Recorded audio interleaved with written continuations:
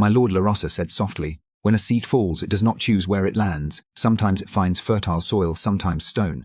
She looked up at him. That is the flow of nature. We do not force it. We follow it. Atlas tilted his head, listening. And yet there are battles like this monsters. Destruction. How is that part of nature's flow? It is not that battles must exist, but that they do. Nature does not ask why the storm comes. It simply prepares a tree, does not hate the lightning. It grounds itself, spreads its roots deeper, strengthens its bark. Atlas let out a slow breath. So it's not about the storm, but how we face it. She nodded. Exactly. Life doesn't wait for peace to grow. It grows through chaos. What matters is how we respond to what comes. He watched her a moment longer before asking quietly, You've been through many battles, haven't you, Larissa?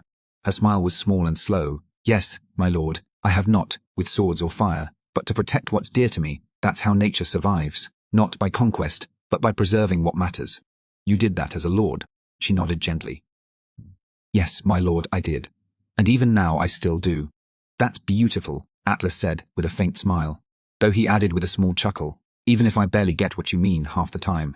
Larissa giggled quietly. I get told that often spirits of nature we see things a little differently, I suppose. But it helps, Atlas said earnestly, seriously. Even if I don't catch every metaphor, the way you speak, the way you carry yourself, it calms the madness in my head, makes me think clearer. That means more to me than you know, my lord. Atlas tilted his head, watching her. You've seen so much, I should listen more. I want to understand my team better. Your stories, the battles you fought, the pain you endured. There's so much to learn from each of you. Her eyes met his again. Steady and serene, ask, and I will share, but not all pain grows wild. Some are meant to be planted carefully. Suddenly, Atlas snapped to full alert. Something massive was bearing down on him at blistering speed. He spun around just in time to see it, a lava hound flung through the air and hurtling straight toward him. There was no room to dodge, no time to raise a defense. The impact would be brutal. But then in a flash, vines burst forth, weaving into a net that wrapped around the beast. Mid-air, the searing heat caused the tendrils to smoke, but they mended just as quickly, tightening their grip until the creature slammed to the ground with a heavy crash. Larissa had reacted in the nick of time. Atlas's gaze dropped, and there was Carian down on one knee. My lord, forgive my carelessness. Carian. Larissa was already casting protective wards over the others. No worries, Carian. I should have been more alert. Thank the stars. Larissa had his back. Then Atlas remembered something. He'd been putting off the X-orbs he had pulled from the gacha. He needed to test one, and soon. Now how many did he have? Again, 15 rare X-orbs and 20 elite X-orbs. He could in theory use them on his subordinates, or he could keep them for himself. The only drawback, no matter how many X-orbs one had, there were strict limits on how far a lord could level within each rank. The lord ranks were part of a rigid progression system, meant to match contenders against rivals of similar strength. Atlas, still early in the game, was currently at rank 1, Division 1, the official term Seeker Division 1.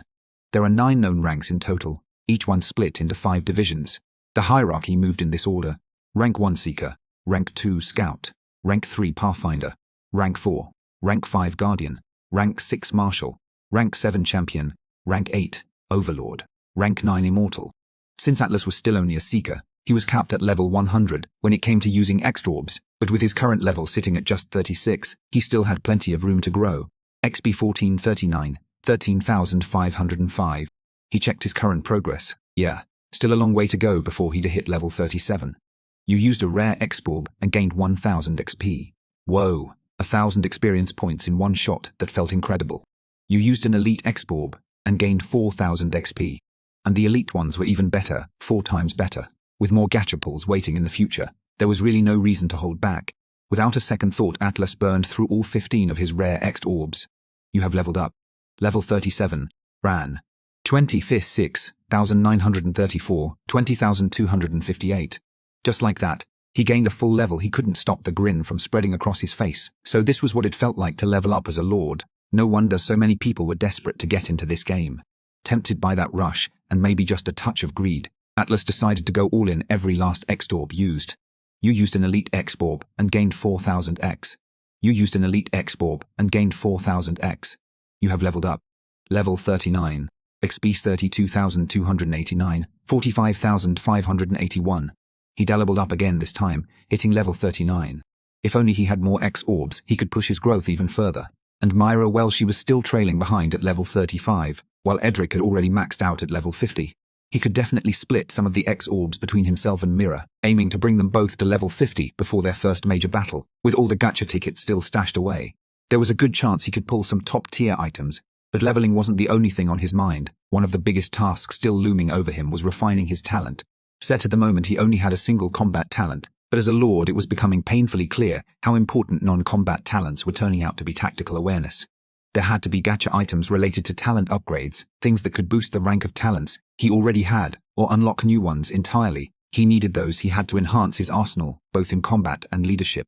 But now wasn't the right time to start pulling gacha like a madman, not with monsters swarming in from every direction. Your subordinate has killed Lava Hound LV54. You received 352 EXP 30 Maya, 32,641, 45,581.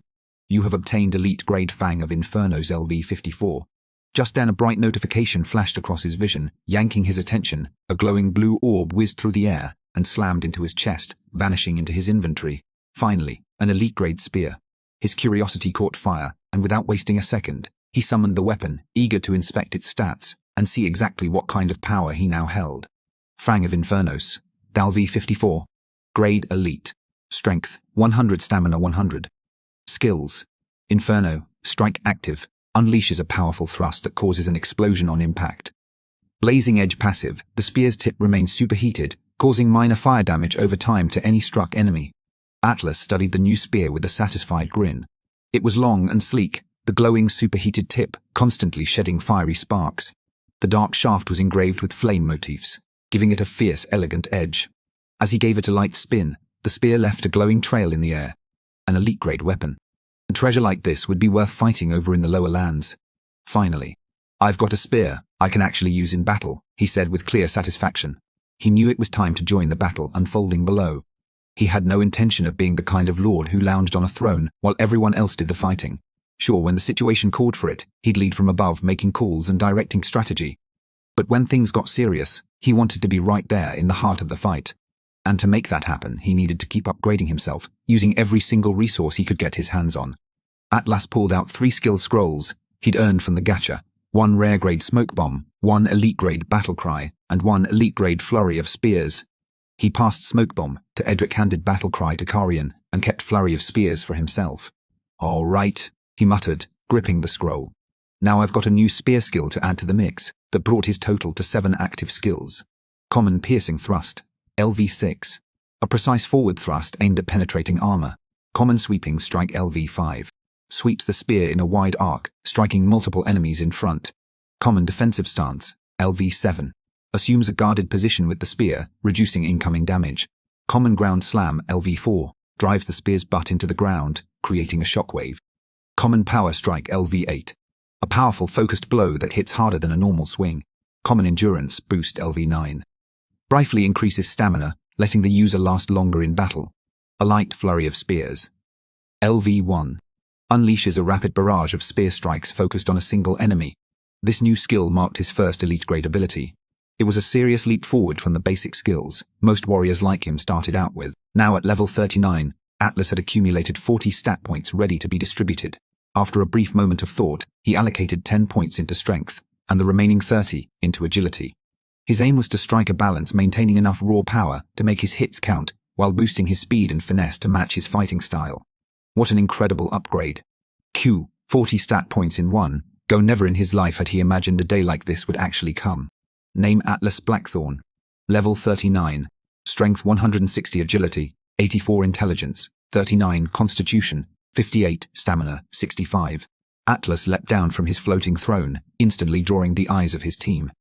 Carrion rushed to his side without hesitation.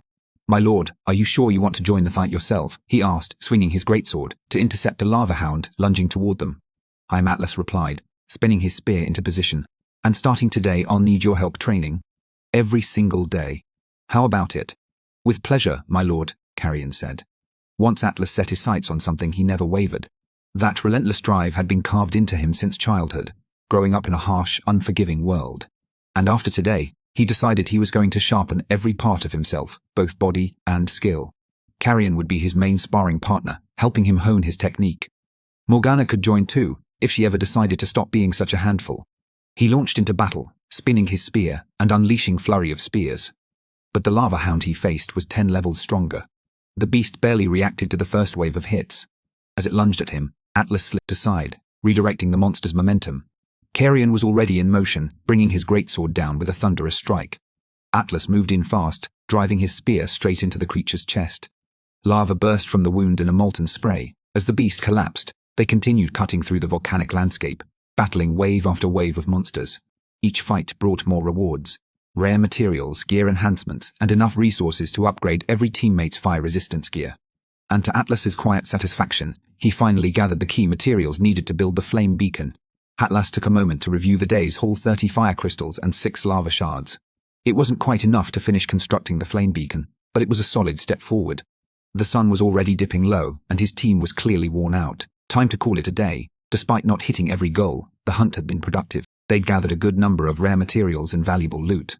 Even after slaying over 50 monsters, he still hadn't quite broken through to level 40. XP 44,771, 45,581. So close, just a little more experience, and he'd make it. If he could keep this kind of momentum going every day, he was confident he could hit at least level 45 before the protective barrier around his island finally dropped. And when that happened, he'd need every advantage, every level, every skill, every gear upgrade. Because that was when the real battles would begin. They had finally returned to Gacha Haven. Around the island, trees and plants had already started sprouting at a surprising rate. It had only been a day, and yet the landscape looked more lush and alive. Atlas let everyone find their own places to rest for the night. For him, he headed straight for the tent, too tired to think. He forced down a few bites of food, then collapsed into sleep the moment his head hit the pillow. Morning arrived. Atlas opened his eyes with a jolt, immediately glancing to his right, then to his left. The memory of waking up next to Morgana still haunted him, but not today. Thankfully, he was alone this time. His body had fully recovered. His stomach, however, growled in protest. Seemed like every last bit of food from last night had been burned up during his recovery. Still, he wasn't heading for breakfast just yet. This morning he had something else in mind: training. Hard training. He wanted to sweat and push himself to the brink before even thinking about food. Stepping out of his tent, he was met with the soft glow of sunrise stretching over the floating island. To his surprise, Mira was already in the garden tending to the plants. Had she slept out there too? Not far off, Carrion was also up, swinging his greatsword in smooth, practiced arcs. The man was already deep into his own training. No surprise there. Carrion lived like a warrior through and through. Started with a stretch, then broke into a run, circling the small island.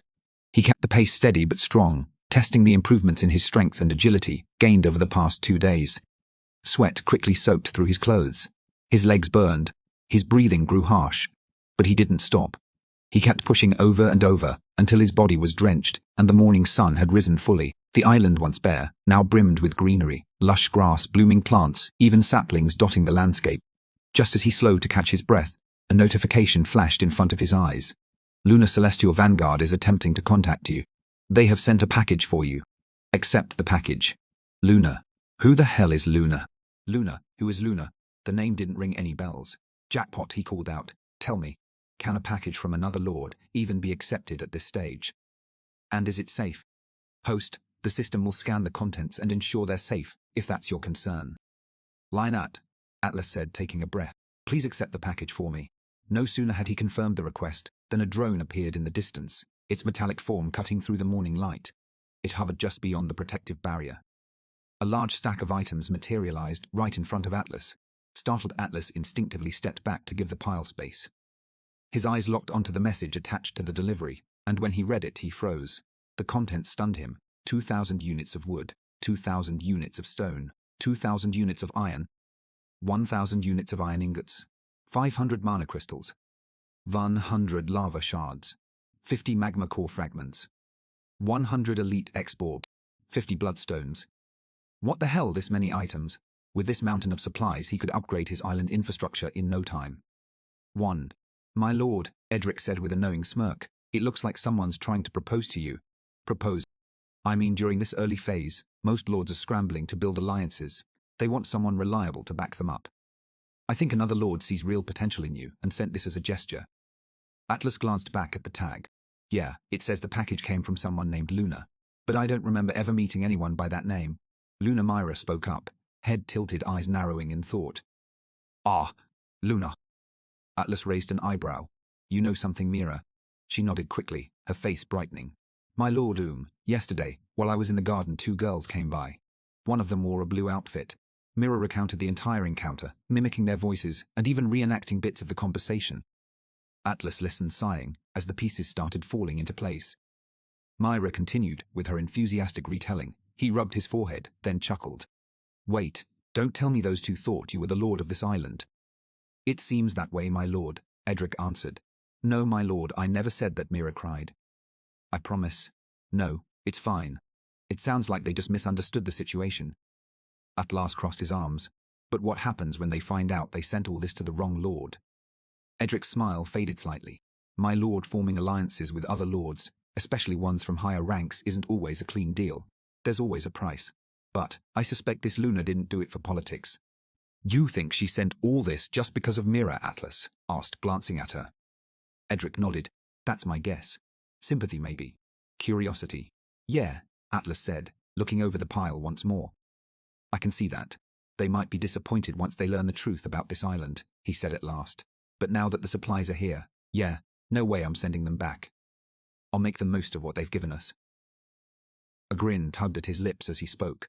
My lord, Edric interjected gently, forgive me, but I feel I should warn you this could make an enemy out of someone. Not because I doubt our strength, but because caution is sometimes the wisest move. That's fair, Atlas replied. And I do understand the risk, but I'll still take it. Whether we like it or not, the Lord battles will bring enemies to our doorstep eventually. I'm not going to pretend to be harmless, just because this is my first real challenge. 1. I'd say you're ready for this mentally. And I respect that, my lord. Without missing a beat, Atlas shifted his focus to what really mattered: infrastructure. If he wanted to survive and thrive, he needed to make smart decisions in this early phase. The flame beacon was still his top priority. It would seriously boost the island's defense systems. But without enough fire crystals, it remained just out of reach. More trips to the volcanic islands would definitely be necessary. He let out a breath and moved forward. Time to queue up everything they could build for now. Jackpot, he said, straightening up. Start construction on the following 2 lumber mills, 2 quarries, 2 training grounds, 1 blacksmith workshop, and 2 residential huts. You have spent 160 units of wood, 100 units of stone, 20 iron ingots to build a residential hut. You have spent 240 units of wood, 80 units of stone, 20 iron ingots to build the lumber mill. You have spent 160 units of stone, 40 iron ingots, 40 units of wood to build the quarry. You have spent 200 units of wood, 100 units of stone, 30 iron ingots to build training grounds. You have spent 80 units of stone, 150 units of iron, 20 units of wood to build blacksmith workshop. With his current squad, Atlas was confident they could handle the first battle, unless, of course, they ran into a lord who had already locked down powerful alliances and secured early resources. But what he needed now wasn't just elite summons. He needed numbers. Workers to build and maintain. Soldiers to defend and conquer. A real army. To tackle this, he gathered Edric and the others for a strategic discussion.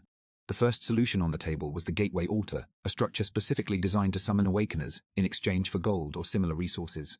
The catch: he was still short of 3 world shards, rare materials required to construct it. Without those, this option would have to wait.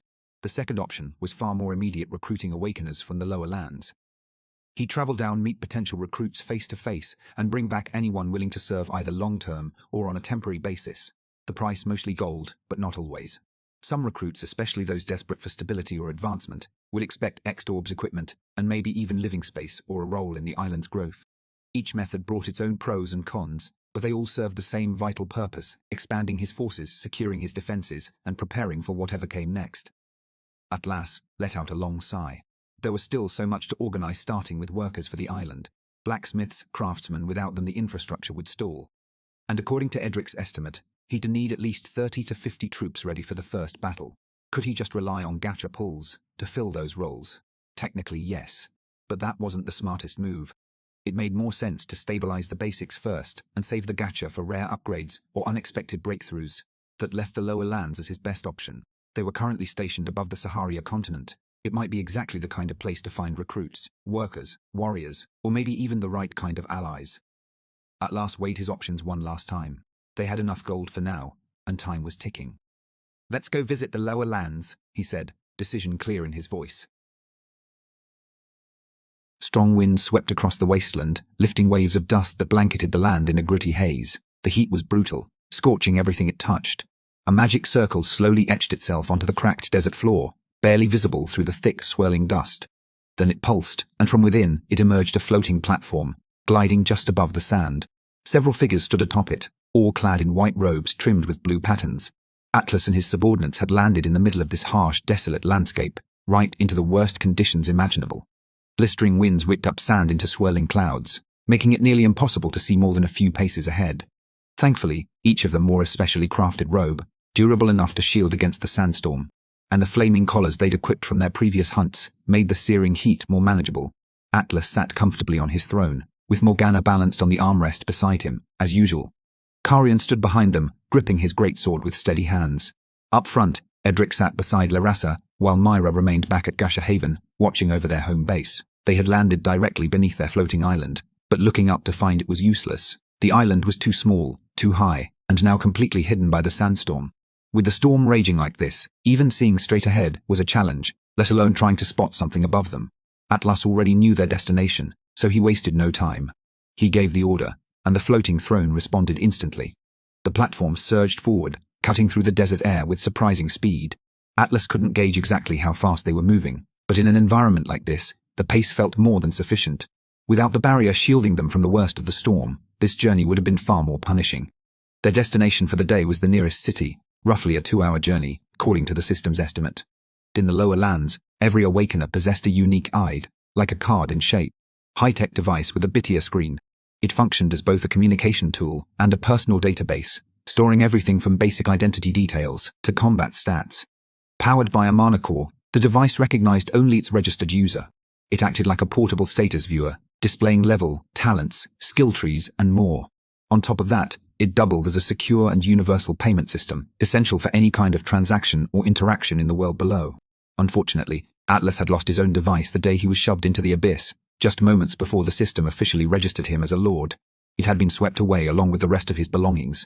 So, priority number 1, once they arrived in the city, was simple: get a new Awakener device. Atlas had his priorities laid out with absolute clarity. First, he needed people.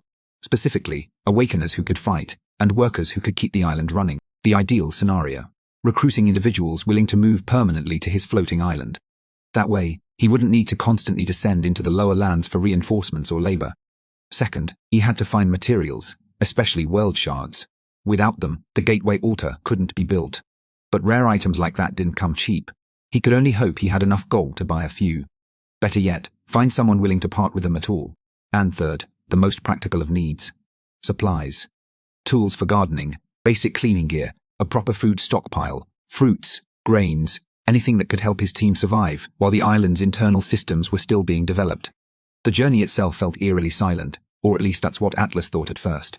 Truth, the storm's roar was just so loud it drowned out everything else. The sand whipped and howled around them, and with the throne moving at high speed, conversation was next to impossible. That left him alone with his thoughts. And one lingering question: what should he focus on right now? He still had 100 elite Ext orbs, a massive windfall from that mysterious benefactor. Each one offered 4,000 Ext, giving him a staggering 400,000 Ext in total. Should he use them now? He planned to keep hunting in the days ahead, and those efforts would naturally bring in more Ext. But with every new level, the amount required to progress was climbing fast, and he could feel that curve steepening already. If he waited too long, he might end up wasting precious efficiency. He needed to decide: burn through those orbs now and leap ahead, or pace himself and climb more gradually through natural combat. Level 39, XSE, 4,477,145,581. Seeing how much Ext he needed even at level 39, he wondered if this massive supply of Ext orbs would even be enough to help him reach level 45. Without hesitation, Atlas began using the Ext orbs in quick succession. You used an elite Ext orb and gained 4,000 XP. You used an elite Ext orb and gained 4,000 XP. You have leveled up. You have leveled up. You have. Level 44. XP 105,568,113,424. Atlas exhaled after applying all 100 elite Ext orbs. He had gained 5 levels, a huge leap. Just imagining the grind he would have had to endure for those levels made him grateful. 5 levels were no small feat, especially given how quickly the Ext requirements rose above the level 30s. He received 50 stat points and quickly distributed them evenly across his basic stats. Name Atlas Blackthorn. Level 44. Strength 170 vertical bar agility, 94 vertical bar intelligence, 49 vertical bar constitution, 68 vertical bar stamina. Atlas smiled, pleased to see his stats looking more refined. He might consider pushing his strength even further later on, but for now, Balancing his other stats felt like the smarter choice. What should he do while waiting?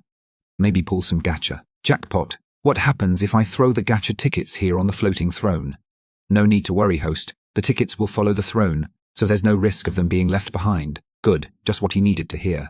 So far, Atlas had kept his gacha pulls fairly conservers. 10 exclusive tickets on the exclusive character banner, 20 on the exclusive weapon banner, and 40 on the standard banner. The results? Pretty solid. He'd scored Morgana, an exclusive character, along with her signature weapon. And from the standard banner, he'd drawn Larasa, a ranks character, an impressive find by any standard. Still, there were gaps in his lineup. He hadn't yet secured signature weapons for Edric, Mira, or Larasa, and he desperately needed a better spear for himself. Ideally, a ranks legendary grade spear. The thought alone made him grin. Reaching into his inventory, he pulled out 10 standard tickets. All eyes were suddenly on him. With a confident smirk, he tossed the tickets into the air. You have obtained 6 rank B items and 4 ranker items. Not bad at all. Now the real question. Did any of them include a weapon, a character, or a game-changing tool? He eagerly scrolled through the results, ready to find out. You have received 5 Elite X orbs. You have received 1 basic survival kit. You have received 1 field cooking set. You have received 1 basic pickaxe. You have received 10 small healing potion. You have received 20 units of iron ingots. Atlas quickly sorted through the 6 rank B items. First up, a basic survival kit.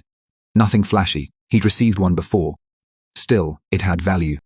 Not the kind of thing that would turn the tide of battle, but if they were ever stuck away from the island without shelter, it could easily save a life. Next, a field cooking set. Now that was a pleasant surprise. Out on long expeditions, having the ability to cook a real meal could do wonders for morale and stamina. The third pull revealed small healing potions, packed neatly in crystal vials. Even with Larasa's healing magic, these were worth their weight in gold. If she ran out of mana, or if someone got hit too far from her range, these could make the difference between life and death. Then came the basic pickaxe. At last let out a slow sigh. Seriously, he muttered. No one used tools like this anymore. Manual mining was practically obsolete for someone with a system-enhanced workforce. Unless he planned to dig by hand for nostalgia, it was more dead weight than treasure. Let continue to the next ranker ticket. As he selected it, the glowing purple slip shimmered into a sleek, solid black box. Atlas leaned forward. What could this one be? You have received 1 ranker item soul-binding armor set. Armor that adapts to the user's abilities, enhancing defense without restricting movement. An armor set, Atlas muttered, lifting the black box. He turned it over in his hands, wondering how to activate it. Once activated, it will become soul-binding armor, adapting to the user with a fitting armor design.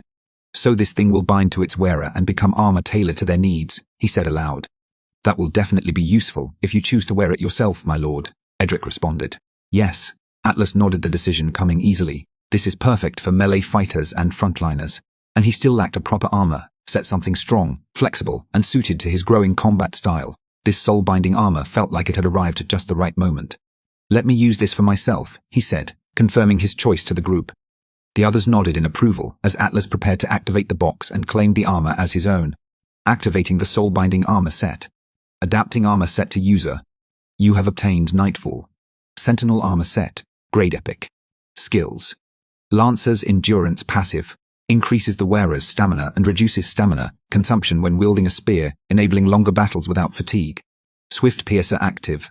Temporarily boosts movement speed and agility by 20, allowing for quicker spear thrusts and evasive maneuvers. Spear, Dance, Resilience, passive. Reduces incoming damage by 10 when performing rapid spear combos, providing extra durability during offensive play. Atlas rose to his feet, immediately drawing every eye on the platform. A sleek semilite armor materialized over his body. A powerful fusion of black and deep blue, its design clearly made for speed and strength. Reinforced plating shielded his chest and shoulders, while the flexible armor along his limbs allowed him to move freely, every part built for efficiency in close combat. He glanced down, admiring how the armor fit him perfectly. This armor even granted me 3 new skills, each one tailored to my spearfighting style, he said with a grin. Looks like you're bound to the spear for life, my lord, Edric replied. Well, I just hope I can keep developing my spear technique to its fullest. Host, this armor set includes a veil mode feature. You can render it invisible while still enjoying its full protection. Then activate the veil mode. In an instant, the armor vanished, leaving only a faint shimmer of blue energy trailing behind him with each movement. Now he could walk around in his usual attire while remaining fully armored, and when the time for battle came, he could reveal the armor at will. That's certainly an impressive armor set, Edric said, with an approving nod. May I ask the grade? It's epic grade, Atlas replied with a smile. Probably worth enough to fund the entire island if we sold it. But it's soul-bound, so it's mine permanently. Your protection will always come first, my lord. We'll find other ways to earn gold. Atlas couldn't stop the grin that spread across his face. What a pull, what a gift. A ranker ticket had given him a soul-bound armor, set tailored just for him. Most awakeners would never even see something like this in their lifetime, and he'd gotten it just by tossing tickets into the air. Incredible. Excited, he moved on to the next ranker ticket. You have received one ranker item, Stormcaller's Amulet. Call down lightning strikes primarily used in defensive strategies. An amulet to summon lightning strikes. Atlas briefly wondered if the person casting it might be at risk of getting hit themselves. Either way, he now had an impressive new option for offensive capabilities. A high-level mage could likely wield such a skill with more precision, but he assumed it would take someone truly powerful to achieve the devastating effects he imagined. Satisfied, he stored the item away. It would definitely come in handy when the time came. You have received one ranker item. Shadow Step Cloak. Grants limited invisibility, ideal for infiltrating enemy lines. Atlas draped the cloak around his shoulders, mentally triggering its effect. Instantly, his body became semi-transparent. Still, it wasn't really made for him. He removed the cloak and handed it over to Edric. I know this will come in handy for you. Take it. Edric accepted it with a smile and a slight bow. My lord, thank you for this precious gift. I'll be able to make even better use of it. Atlas turned to the last ranker ticket, eager to see what fate had in store. You have received a ranker weapon, Epic Grade Obsidian Talon Dagger. A dagger materialized before him. Its blade was dark steel, with an obsidian sheen, sleek and lethal, blue crystals embedded in the hilt. The hilt was wrapped in dark leather for a sure grip, everything about it, built for precision and speed. Obsidian Talon Dagger, Grade Epic. Strength 50. Agility 100. Movement speed 10. Atlas raised an eyebrow, a grin spreading across his face. He held the dagger out to Edric. Happy now? My lord, it's surely your luck at work, Edric replied with a smirk, accepting the weapon with reverence. I'm just following along in the wake of your incredible fortune. With the Shadow Step Cloak, and now the Obsidian Talon Dagger, Edric's stealth capabilities had surged. Combined with his silent strike, he was now a deadly force. Atlas felt a flicker of satisfaction. Both his frontline fighters, Carrion and Edric, were now fully armed and equipped. That left Larussa and maybe Mira should they ever be forced into combat. Could he go for another pull? He glanced at the remaining tickets. Why not? A little hope never hurt. He tossed the tickets into the air and his eyes widened. 2 purple tickets glowed midair. This could be something special. You have received 20 units of iron ingots. You have received 5 elite hexed orbs. You have received 10 small healing potions. You have received 5 elite hexed orbs. You have received 100 units of wood. You have received 1 flask of mighty brew. Temporarily increases the drinker's physical strength, making them more effective in combat or when lifting heavy objects. You have received 10 mana fruits, restores a portion of the user's mana when consumed. You have received endless water flask, a flask that refills itself with fresh clean water every hour. Atlas opened the 8 rank B tickets, and to his satisfaction, he pulled 10 more elite X'd orbs. XPI or PCI orbs were always welcome, a clean way to level up without exhausting his team. More intriguing, though, were the 3 new items that accompanied them: a strength booster, another mana-restoring fruit, and perhaps most useful of all, an endless water flask. Given how brutal the desert heat had been, this last item felt like a blessing. They had bought water, of course, but in these conditions, it was vanishing fast. Wasting no time, Atlas opened the flask and splashed the contents over his face. The water was cool, clean, and shockingly refreshing. The water's just as fresh as anything we have back on the island, he said with a satisfied smile. He turned his attention to the ranker ticket, cracking it open with a flick of his fingers. You have received 1 ranker item, soul-binding armor set. He blinked. Another soul-binding armor set. Is this item really that common? He muttered to himself. I've just pulled 2 of them back to back. Still, he wasn't complaining. If anything, this was great news. If he could get more of these, equipping his whole squad with soul-binding armor would skyrocket their survival rate in the field. His first thought was to hand this new set to Carrion, the most natural candidate.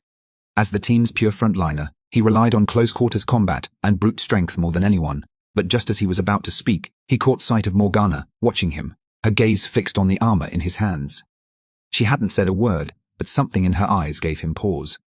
Do you want the armor? Morgana didn't answer right away. It was as if the words were stuck on her lips, almost spoken, but not quite. Is that the source of the armor you were wearing earlier?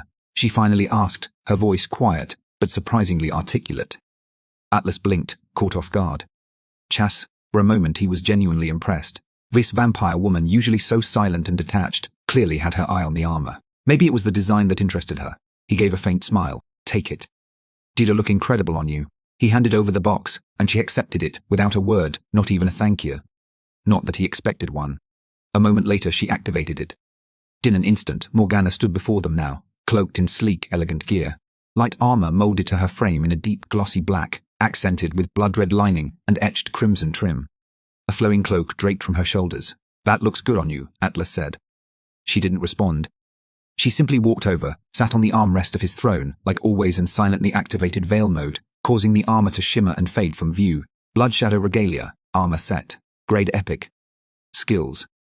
Dark Ascension, active. Allows the user to briefly enter a shadowy spectral form, becoming intangible and immune to physical damage for a short time. Ideal for repositioning or escape. Eternal Dusk, passive. Boosts the user's spellcasting and agility slightly in dark environments, enhancing mastery of shadow and blood magic. Shadow Step Cloak, active. Instantly teleports the user a short distance, leaving behind a trail of crimson mist. Not bad at all. With this armor, Morgana finally had the protection she needed and abilities that amplified her already dangerous skill set. Atlas leaned back, quietly satisfied. Now it was just Lirasa and Mira left. He moved on to his final ranker ticket. You have received ranker reward 500 gold coins. War Jaff. Whoa!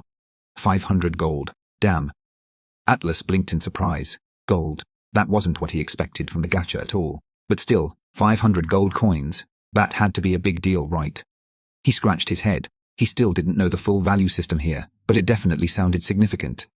Jackpot, he asked. What's the value of 1 gold coin compared to the UGD? The UGD Unified Global Dollar was the world's current universal currency, meant to replace all regional ones for international trade. 1 gold coin is equivalent to 1,000 UGD toast. Oh, damn. 1 gold equals 1,000 UGD. So that means I've got 1,000,000 UGD in my pocket now. He grinned wide. That was the kind of surprise he could get used to. Sure, maybe this amount wouldn't impress top-tier awakeners, but for him, it was more than enough to stock up on valuable supplies, maybe even fund a few key upgrades. Just then his attention shifted. All of his subordinates had turned their heads in the same direction, watching something behind them with growing interest. Atlas turned as well, keeping the floating throne steady as he adjusted course slightly. There it was, something he'd only seen in footage until now. The Dune Serpent. It wasn't a monster, but a massive advanced transport vehicle. More precisely, a sleek high-speed train operated by the Saharan Empire. It glided over the desert's surface effortlessly, its reflective metallic body gleaming under the harsh sun. The Dune Serpent was the Saharan Empire's primary transportation system, connecting distant states and cities across the Saharasia continent. Among all the unions of New Earth, the Saharan Empire was famous for its advanced technology. Does your world have anything like that, Atlas asked, glancing at Edric. In the past, yes, Edric replied calmly. But as the power of mana awakeners grew, technology like this became obsolete. Raw, magical strength simply outpaced what machines could offer. That's where this world's headed to, Atlas murmured, eyeing the Dune Serpent as it thundered across the sands. Possibly, Edric said, but so far this empire seems to be managing both power and intelligence. So, he added, looking around, where exactly are we? Bishir, this is Saharasia, Atlas replied. A vast continent under the rule of the Saharan Empire. Most of it's desert like what you see here. But despite the harsh conditions, their cities are some of the most advanced on New Earth. They figured out how to turn brains into survival, Edric observed. Exactly. Awakeners from across the world are trying to migrate here, Atlas added. Even with the brutal heat, it's worth it just to get access to their cities. Deprimed. I'm curious to see how your kind builds cities here, Edric said. Well, be there in just a few more minutes. A few minutes later, the desert winds parted to reveal a colossal wall rising from the sands, the legendary Dune Bastion. Even though Atlas had seen countless images and videos of it standing before it, now was something else entirely. The wall towered above the horizon, lined with massive turrets, cannons and rune-lined plating, all clearly built to repel larger-scale threats. There it is, one quote. Atlas announced, gesturing ahead the Dune Bastion, Belamar's great city wall. Magnificent, don't you think? It certainly looks strong, Edric replied, narrowing his eyes at the heavy artillery. Though against a high-grade beast, anything legendary rank or above, those defenses wouldn't hold. Atlas gave a dry chuckle. Sounds like your world got that brutal, huh? As they closed the distance, several shapes emerged from the sky. Sleek, agile vehicles cutting through the air toward them. Dune Phantoms. These high-speed hoverbikes were iconic within the Saharan army. With dual-mode capabilities, they could hover above terrain or ride it directly depending on conditions. Two of the Dune Phantoms broke off from their patrol route and descended swiftly toward Atlas' platform. Recognizing the formal approach, Atlas brought the floating throne to a halt. The soldiers aboard the vehicles eyed them carefully, clad in a mix of flowing desert robes, head wraps, and sleek composite armor, an iconic blend of ancient and high-tech styling that defined the Saharan military. One of them raised a loudspeaker and barked unidentified personnel. "Present your identification and raise your hands immediately." There was nothing to worry about. This was standard procedure, especially for soldiers of the Saharan army, when an unfamiliar group approached in something as strange as a floating throne. Atlas rose from his seat and stepped down onto the desert floor, raising his hands calmly. "My name is Atlas," he said, looking up at the soldiers, "a newly awakened lord. I've come to this city to stock up on equipment and resources." "Do you have your awakener device with you?" one of the soldiers asked, their unique weapons trained firmly on the group. They were holding mana-infused railguns, advanced firearms powered by mana cores, the kind of weapons strong enough to seriously injure anyone under level 100. "Definitely. Not something to mess with. I lost it right before I was chosen as a lord," Atlas replied evenly. "I need to verify my identity and get a new one." "Where are you from?" "Indo-Pacific Union." Technically, lords were no longer bound to their original unions. That was the law in the lower lands. Once chosen, their duties shifted toward the defense and growth of their floating islands. Still, their ties to the lower lands ran deep. The lower lands supplied lords with awakened recruits and vital resources. In return, many of those recruits returned stronger, sometimes even assisting their homeland in battles and emergencies. "We will verify your identity," one of the soldiers said plainly. "And what about them?" he added, nodding toward the figures still standing on the floating throne. "They are my summons," Atlas replied calmly. "They don't belong to this world." The soldier gave a brief nod, apparently satisfied with the explanation. Moments later, several more Dune Phantoms sped across the desert, forming a perimeter around Atlas and his group. Their weapons were held at the ready, but from a safe distance. One soldier dismounted and stepped forward. Expecting a scan, Atlas reached up and pulled down his hood, revealing his face without hesitation. The soldier raised a small, glowing scanning device, and with a quick beep, it confirmed the results. "Atlas Blackthorn," the soldier read aloud. "You were reported dead 3 days ago." "That's exactly when I awakened as a lord," Atlas replied. The soldier, clearly the ranking officer, nodded, accepting the information. "I'll arrange for a new awakener device to be issued. How long do you plan to stay in the city?" "Not long. 2 or 3 days, maybe a week at most." "Then I'll authorize a 7-day stay," the soldier said, then turned to address the rest of the team. "Each of them will receive a monitoring bracelet, standard protocol for any visiting lord and their subordinates." Atlas nodded. "Understood. I'll also send you a list of permitted and prohibited actions within the city," the soldier continued. "Break any of these regulations, and you'll be removed immediately." "Understood," Atlas replied firmly. A short while later, the squad leader returned, a sleek, card-like device in hand. He extended it toward Atlas. "Please infuse this with your mana. It will finalize your registration and confirm your identity in the system." Atlas nodded, then placed his hand on the device. He focused, letting his mana flow into it. The card pulsed with a soft glow. A moment later, a soft chime confirmed the activation. The soldier gave a short nod. "Now, allow us to place monitoring bracelets on each of your subordinates." "I'll handle it," Atlas offered quickly. He preferred to avoid any unnecessary contact between the soldiers and his team, especially Morgana, who wasn't exactly known for her social grace. With one of the soldiers walking beside him, Atlas returned to his group. "Drake, Carrion, Larassa, take this," he said, handing each of them a bracelet in turn. Then he turned to Morgana. "Morgana," he said quietly, offering her the final bracelet. She took it wordlessly and strapped it onto her left wrist, just like the others. A brief mechanical click sounded, followed by a faint flicker of light from each bracelet as it powered on and sync. With everything now in order, Atlas turned back to the soldier. "All registration is complete," the man reported. "If you haven't departed by the end of your authorized stay, the Saharan army will escort you out. What about entrance fees? Anything else I should know?" The soldier shook his head. "No fees. You're welcome to come and go freely, as long as you follow our laws. Also, as part of our policy for visiting lords, you'll receive a welcome credit of 50,000 UD. 50k UGD. Atlas blinked. "That's surprisingly generous." "This is how we treat lords who visit our city," the soldier replied. It seemed the rumors about the Saharan Empire's welcoming attitude were more than just talk. They didn't prey on newcomers, nor did they drown visitors in heavy demands. Instead, they followed a clear, respectful protocol, offering support and resources without exploitation. "We can arrange a tour guide if needed," the soldier added, "or you may head directly to the Awakener Association Center for further assistance." "I'll get more info through this," Atlas said, lifting his new Awakener device. Good to hear. Enjoy your visit, the soldier replied with a brief nod.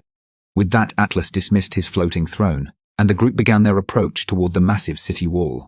Soldiers directed them into a long corridor, carved into the bastion itself. After a few minutes they emerged on the other side, greeted by a rush of fresh air and warm light. The dull roar of a living metropolis filled their ears. And what a city it was! Before them stretched a high-tech urban sprawl. Sleek hover vehicles drifting silently through the streets, maintenance drones patrolling the sidewalks, and towering billboards flashing digital ads across building walls. And seriously, the Saharan Empire looked completely untouched by the massive catastrophes that had ravaged the Earth for thousands of years. Somehow, they'd managed to maintain and even build a city, this sophisticated in the heart of a continent covered in endless desert. Valimar stood in stark contrast to where Atlas had come from, so much so, it almost felt unfair to compare the two. This city was immaculately managed. And what impressed him even more was that he was certain not all members of the Saharan army were high-level or even awakeners. Yet they still held their posts, still performed their duties, managing order, protecting civilians, and maintaining security in a city constantly exposed to monster threats from every direction. Back where Atlas came from, it was nothing like this. Cities were smaller, fragmented. People relied almost entirely on awakeners to fight off monsters, and that dependence showed. Damage from monster attacks was more common than actual progress.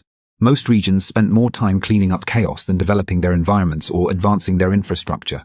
Drick walked beside Atlas, taking it all in. This city is very welcoming to outsiders. They didn't make it difficult for us to enter. They seem almost too good to be true, Atlas replied, eyes scanning the streets. But their reputation is unmatched across the new world. Thanks to the system's wardrobe feature, the group had already changed into more relaxed, city-appropriate attire. With a simple mental command, their gear was swapped for casual outfits in seconds. Atlas glanced around to check on the others. Morgana wore a fitted sleek jacket, paired with sharp black trousers. Her usual cold expression makes her look like some kind of corporate assassin. Larassa, by contrast, had chosen a shorter skirt and a clean-cut top, the vines gently winding around her arms like accessories. With appearances like theirs and the way they carried themselves, it was hard not to draw attention. But fortunately, the system had provided attire suited exactly for this kind of environment. Atlas exhaled slowly, steadying himself. They were in. Now it was time to explore what Valimar had to offer. Atlas led the way through the bustling city streets, heading straight for their first stop, a hotel. He was eager to finally experience the luxury accommodations he'd only ever heard about. And with the credits they'd been given, why not enjoy a bit of comfort? Honestly, he'd once considered vacationing here. Who would have thought he'd end up arriving as a lord, summoned into this life by force? Still, even if this wasn't a holiday, there was no harm in enjoying the moment. As they moved through the city, he noticed the steady stream of eyes following them. It wasn't because they looked strange. No. Atlas knew the real reason. Morgana and Larassa. He sighed. By any standard, their beauty was extraordinary. The kind that turned heads without trying. It was like watching celebrities stroll through the city, and if this had been anywhere else, somewhere wilder than Valimar, they probably would have been swarmed. Here, people just watched from a distance. That at least was manageable. Arriving at a high-end hotel, Atlas noted the steep prices, but didn't hesitate. With plenty of funds on hand, it was worth the expense. At the counter, he booked a large suite. The ideal 5-room setup was already taken, but he secured a 6-bedroom suite, even better. Keeping the team close would make coordination easier. They stepped into a grand elevator, its transparent walls offering a view of the lobby below. A mix of waterfalls, indoor greenery, and elegant lounge spaces greeted them. A quiet, polished welcome to the city. Atlas noticed Carrion glancing around his eyes, quietly scanning the polished marble floors, the shimmering lights, the floating displays. There was a curiosity in his gaze. "New for you, Carrion?" Atlas asked. Carrion gave a small nod. "In my world, there was only ruin and constant struggle. A place like this, it's new to me, and honestly pretty intriguing." "Well, good thing you got summoned, huh?" Edric suddenly chimed in, his tone casually blunt. Atlas turned to him and let out a soft chuckle. "Haha, shut up," Edric Carrion laughed. "We lost. A past life is literally over. Let's just welcome this new one." Atlas grinned, then turned the question back around. "What about you, Edric?" Edric gave a slight bow. "Parts of my old world looked like this. Some even more advanced, but most of it was already destroyed. So while this isn't exactly new to me, it's still refreshing." Atlas nodded thoughtfully. That lined up. Edric had seemed familiar with Gacha systems and had mentioned high-tech elements before. He was probably from a world not so different from Atlas's own. Then Atlas looked to Larassa. "What about you?" "My lord," she answered softly. "I've always lived in tune with nature. Cities like this are new to me, but I've seen lords with similar technologies before. So she came from a world where this level of advancement existed, but kept to the woods and wilds. That made sense. Then Atlas's gaze drifted to Morgana. She immediately turned her head, looking elsewhere, pretending she hadn't noticed. Should he make small talk and ask her too? No, not now. They soon arrived at the suite they had booked. Atlas stepped inside and scanned the space, and yes, it was absolutely luxurious. Glamorous. The massive glass wall that overlooked the city offered a breathtaking view, one that would no doubt become even more stunning once night fell. Pick your rooms, he said simply. Everyone moved off to choose their own, including Atlas. Though Edric had politely asked Atlas to choose first, he declined. In the end, Atlas selected the room closest to the entrance. Nothing fancy behind the choice, just convenience. Easier to come and go. That was all. He stepped inside and spotted the large bed waiting for him. A small smile crossed his face as he shut the door behind him. Then he paused. Something felt off. His heart began to race. Fast, too fast. A surge of energy burst through him. "What is this?" he muttered. The pounding in his chest grew louder, more forceful. He stumbled toward the bed and sat down, sweat beading along his forehead. Was he hungry? No, this wasn't hunger. It was something else entirely. His body felt hot and cold at once, like his blood had turned electric, surging through his veins too quickly. Something was happening. Something he hadn't expected. The bond you've created with Morgana has now fully formed. Your blood has undergone modifications as part of the bonding process. What? What's happening? Atlas murmured, eyes wide as one notification after another flooded his vision. Bond. Why now? He whispered, breath catching in his throat. Cold sweat clung to his skin, and his hands trembled as his entire body shook. His pulse thundered in his ears. Whatever was happening, it wasn't just a system update. Something inside him, deep in his blood, was changing. Some modifications have been made to your blood and body, boosting your potential even further. Several of your talents have been upgraded. Iron Will has been upgraded from B to A. Tactical Awareness has been upgraded from C to A. Notifications kept coming. His talent ratings were climbing, and not just by a single tier. They were jumping. Damn, this is insane, Atlas muttered, barely keeping his focus as the text flooded his vision. Instinctual Command has been upgraded from C to A. Another surge. His heartbeat was pounding, but he couldn't tear his eyes away. Measured Strikes has been upgraded from F to B. What the hell? Atlas breathed. Even his F-rank talents were getting pulled up by multiple levels. This wasn't normal. You've unlocked a new talent, Bloodbound Vigors. Through the bond's power you gain accelerated stamina, recovery, and an enhanced threshold for physical endurance, allowing you to fight longer without tiring. Even a new talent, he gasped. His entire body trembled as raw energy coursed through him, but then nausea hit hard. The stream of notifications didn't stop. They burned behind his eyes like stars. One after another, proof that something irreversible had just occurred. And it had all started with Morgana. Several skills have been unlocked due to your high compatibility with the bond partner. This outcome was also heavily influenced by your innate talents, resulting in these new abilities. New skill unlocked, Epic Grade Bloodlink, Command active. Empowers nearby allies with a vampiric aura that enhances lifesteal and grants minor regeneration. New skill unlocked, Elite Grade Duskbound Presence, conditional passive. Exudes an intimidating aura that reduces the attack power of nearby enemies. New skill unlocked, Epic Grade Blood Rush active. Channels vampiric energy into the muscles, granting a surge of speed and the ability to move through enemies with rapid precision and agility. Wait, he muttered, trying to process it all. I seriously unlocked 3. His thoughts swirled, overwhelmed by the rush of information flooding his mind. Okay, he told himself. Let it all pass first. I'll analyze everything once I'm stable. He steadied his breathing, still lying on the bed, as the wave of dizziness slowly began to fade. A tingling warmth pulsed through his limbs. Lighter, stronger, as if gravity itself had loosened its grip. With some effort, Atlas sat up. He felt different, like his body had leveled up into something more than human. Wait. Jackpot, can you analyze my race or blood? Am I still human? Jackpot, can you analyze my race or blood? Am I still human? Seriously, if I've just been turned into a vampire because of this bond, or maybe it's a good thing. Vampires were supposed to have all kinds of advantages over humans, right? Longer lifespans, enhanced senses, physical enhancements. But the idea of surviving off someone else's blood, that still felt wrong for him. Host, I'm not a general knowledge database. Anything unrelated to island progress is beyond my scope. Rovt. Atlas rolled his eyes. You're certainly helpful. He glanced at his hand, still warm, still his natural color, not pale like Morgana's. His pulse was steady. He could feel his heartbeat. No hunger for blood. At least for now he was still human. Turning back to his talent arsenal, he scanned through them again, disbelief still flickering behind his eyes. Iron will a tactical awareness, a instinctual command, a measured strikes B, unbreakable routine, S, reliable aura. A blood-bound vigor, Quaid, incredible. What had once been a scattered mix of B and C rank talents, now gleamed at a rank across the board. Even his only combat-focused talent, originally a pitiful F, was now a solid B. And above it all, 2 Shining's rank talents. Unbreakable routine, his core ability, and now blood-bound vigor, courtesy of his bond with Morgana. Any normal awakener would give anything for this kind of progress.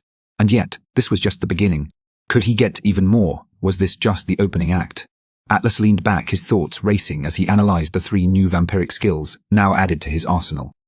Bloodlink Command was the most striking and active aura skill that enhanced lifesteal and provided minor regeneration to allies. That was a dream for any frontliner, but for a lord, this wasn't just a personal buff. This was an army-wide advantage. If he ever commanded a full legion, the results could be devastating for the enemy.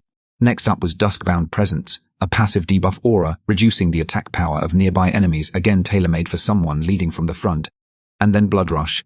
The name said it all. Vampiric speed, surgical movement, precision strikes. It turned him into a living weapon. But seriously, had he turned into a vampire? He rubbed the side of his neck, the memory of Morgana's bite, flaring sharp in his mind. He'd brushed it off at the time, but now he wasn't so sure the connection this bond must have started there. And whether he liked it or not, that moment had rewired something deep in him. A few minutes later, Atlas stood outside Edric's room and knocked, still shaken from everything that had just happened. Edric opened the door with a calm nod and stepped aside to let him in. Once inside, Atlas quickly explained it all. That's seriously a lot to take, Edric said, giving a half smile. But I do feel somewhat responsible. So you knew about this bond thing beforehand? Atlas asked, narrowing his eyes. Why didn't you tell me? Not like I was hiding it, Edric replied. I just didn't think there was cause for concern. Morgana's kind doesn't form that kind of connection easily. I didn't expect it to happen this fast. Atlas folded his arms. All right, then explain everything. Edric nodded slowly, as if bracing for how strange his next words might sound. I hope this doesn't shock you, but to put it simply, you formed a bond with Morgana. Think of it as her giving herself to you. Well, something like a wife to you. A wife, Atlas blinked. Sorry, what? Not in a literal sense, Edric said, smirking. It's not marriage, more like she's chosen you. Vampires don't do that lightly. She's tasted your blood, and now in exchange she's granting you power. Menedus frowned. I don't get it. Edric raised an eyebrow knowingly. My lord, you were with her that night, weren't you? Atlas's brow furrowed, of course. Edric meant that night Morgana had ended up sleeping in his room, right beside him. How much do you know, Edric? She fulfilled your unspoken wish. Whatever bond you two have, now it's sealed. She's tied her fate to yours completely. Whether you realize it or not, she chose you. Tile. Atlas didn't respond immediately. As Edric spoke, more fragments of that night began to surface in Atlas's mind, sharpening into something clearer. So whatever you truly desire, she'll fulfill it, Edric said quietly. She craves your blood, yes, but this bond isn't something trivial. She's tied her fate to yours. He paused, letting that settle. You wanted power. You wanted her, and now she's given you both. That's why you received all those upgrades and new skills as your subordinate. I'm honestly glad. It's proof that you've evolved into something even greater overnight. Bits and pieces from that night returned to Atlas' foggy memories. Inside the tent, had it really happened? Had he wanted it? He remembered Morgana entering. She'd spoken of fulfilling his wish. Then the rest was unclear, like walking through a dream half remembered, but now it was forming into something more solid. You mean, more precisely, Edric said, she gave herself willingly, and you accepted her fully. You may not have realized it at the time, but it was mutual. Atlas ran a hand down his face, exhaling slowly. So that's what really happened. What I thought was a dream, it wasn't. She likely had no control, and neither did you, Edric added. You were both swept up in the bond for someone like her, a vampire queen. This kind of connection is sacred. Atlas leaned back slightly, overwhelmed. That's a lot, really complex. Edric leaned forward, his tone serious. Rest assured, my lord, Morgana was likely a very high-ranked lord in her previous life, possibly rank 8 overlord or even rank 9 immortal. Oh, her rank was that high, are you certain? Edric nodded. Yes, summoning her is like calling down a god from another world. That's the kind of luck you've rolled here. Atlas frowned slightly. And what's the downside for me? Am I a vampire now?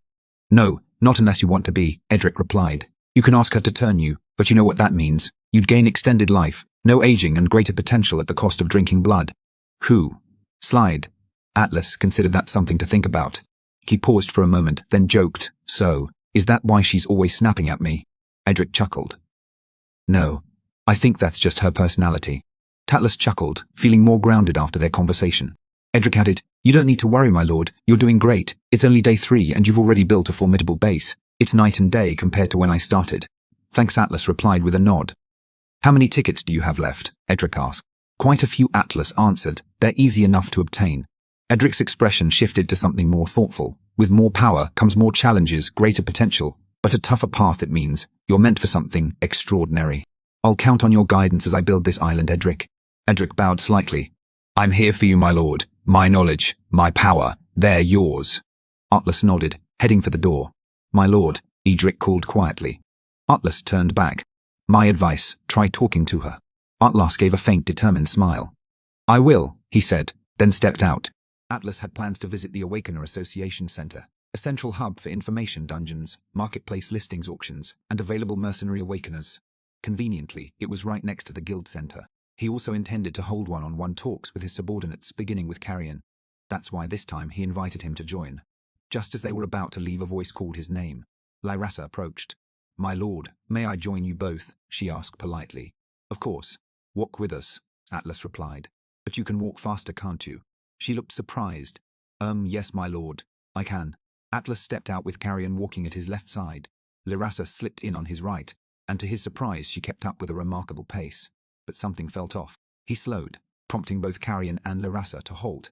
Lyrassa tilted her head at him, a puzzled look on her face.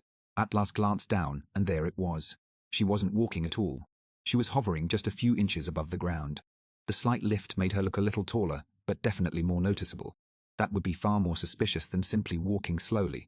Can you manage that speed while actually walking? He asked, raising a brow. Lyrassa smiled. Yes, my lord, I can. They continued walking with Atlas, easing his pace into something more leisurely, allowing them to talk as they went. Tell me, Lyrassa, would it be all right if I asked about your past? I mean, before you were summoned by me. Of course, my lord. I don't mind at all, she answered in her soft, melodic voice. I'll do my best to answer any question you ask. I want to understand you both better, Atlas went on. I know you've faced trials similar to the ones I'm up against now. This whole thing is new to me, and I feel like there's a lot I could learn from your experiences. Lyrassa nodded thoughtfully. I once had a floating island too much like ours, and I protected it for 500 years. Atlas blinked, taken aback. As they stepped into the elevator, he shot her a stunned glance. 500 years. I was a rank 7 champion before tragedy struck my island. Champion, Atlas echoed. He remembered Edric's theory that Morgana might have once been at least an overlord rank 8 in her previous world. If the system had classified Morgana as an exclusive ranks character, while Lyrassa was listed as a standard rank S, then Edric's speculation might very well be accurate. Protecting a floating island and fighting through hundreds of battles for 5 whole centuries, Atlas repeated, still trying to comprehend the scale of what this nature spirit had endured. The people I was meant to protect, they didn't make it, Lyrassa said softly. Did you fall to another lord, Lyrassa? Atlas asked gently. She shook her head. I defended my island against every lord that came for it. I even expanded it, using the rewards the system granted me, she said quietly. But then an arcane-grade beast attacked. Arcane-grade Carrion cut in, clearly startled. Lyrassa gave a slow, solemn nod. Wait, an arcane-grade beast, Atlas echoed visibly, taken aback. So far, on New Earth, the strongest we've run into are legendary grade beasts. Common, rare, elite, epic, unique, and then legendary. He paused, the pieces starting to fall into place. Legendary's been the highest we've seen. There's one more grade above that, mythic, but that's just theoretical. No one's actually encountered one here. He added almost in disbelief, but arcane grade. Carrion stepped in. Arcane grade is actually ranked above mythic. Atlas stopped walking, letting the weight of that information settle. An arcane grade beast attacked your island, and that's how you lost it. Yes, my lord, Lyrassa confirmed. Atlas tried to imagine the sheer power such a creature must have possessed, enough to bring down someone like Lyrassa. The strongest beast I've ever faced was mythic, grade Carrion added. Even then, nearly half of my army didn't survive. Did you win, though? Atlas asked. Carrion gave a faint nod. With all the sacrifices made, I suppose it was both a victory and a loss. And Atlas exhaled, slowly, thoughtful. What rank were you before being summoned here, Carrion? I held rank, the 6th of March shall. Just one tier below Lyrassa. And Edric. Edric was a rank 5 guardian, Carrion replied. Mira was rank 3 pathfinder. Kets. Atlas swallowed hard. Their world, their histories, their experience was massive compared to his own barely begun journey. Arcane-grade monsters, seriously. And their ranks. Morgana at least rank 8 overlord. Lyrassa rank 7 champion. Carrion rank the 6th of March shall. Edric rank 5 guardian. Myra, rank 3, pathfinder. Atlas nodded slowly. piecing together everything he'd learned so far. From the sound of it, standard ranks characters probably held positions around champion level. Ranker characters then likely ranged between rank 3 and rank 6. As for exclusive ranks characters like Morgana, she could be at least Overlord, maybe even beyond that.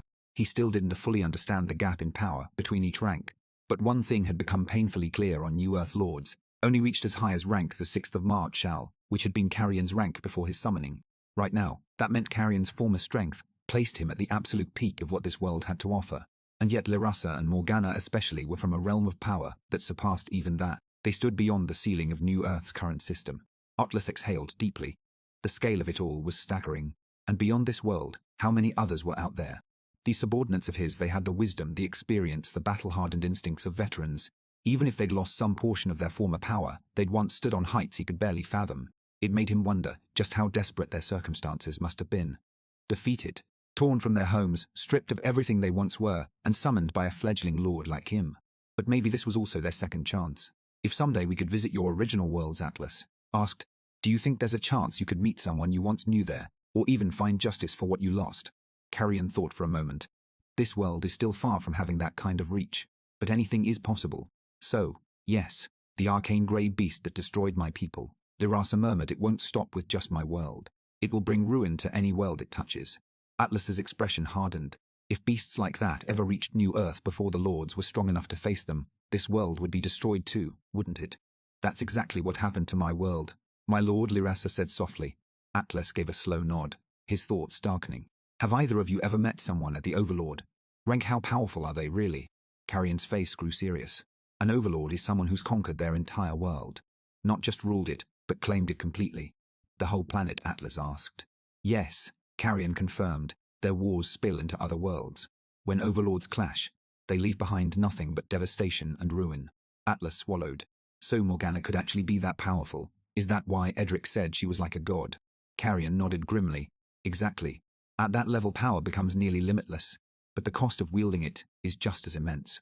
Through their stories, Atlas came to understand just how ancient his companions truly were. Despite her youthful appearance, Lirasa had lived for centuries.